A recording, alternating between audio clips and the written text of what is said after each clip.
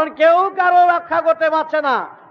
তোমার সামনে যেই ছেলেকে বড় করছো সেই ছেলে চলে যাচ্ছে, সেই স্বামী চলে যাচ্ছে, মা চলে যাচ্ছে। যেখানে এই পরিস্থিতি, যেখানে সেখানে তোমাদের সামাল দিয়ে কাজ করা উচিত। কি করতে হবে? ত্যাগের মাধ্যমে সমাজকে সেবা করতে হবে। সেই সেবা প্রকৃতি বলেছেন,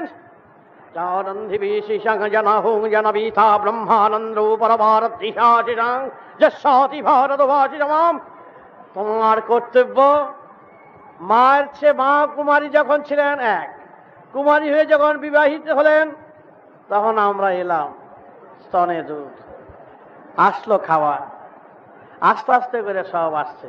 তো রক্ষণাবেক্ষণ করছেন মা বাবা। কি কষ্ট করে, তোমরা তো বুঝবে না মায়ের কষ্ট, কি জ্বালা যন্ত্রণা। বাচ্চা কাছে বাবা রাগ করছে, মা এত করতে পারছে না, জাগে মর গিয়া পাচ্ছে না। কষ্ট করে রাতের পর রাত, দিনের পর দিন কষ্ট করে তোমাদের মানুষ করছে। আবার বাবা না ঘুম থেকে জাগে অসুবিধা, তার জন্য কষ্ট করে নিয়ে ঘুরছেন। তোমরা মায়ের কষ্ট অনেকেই বুঝো না গো। মা বাপকে কষ্ট দিও না, মা বাপকে সেবা করো, যত্ন করো।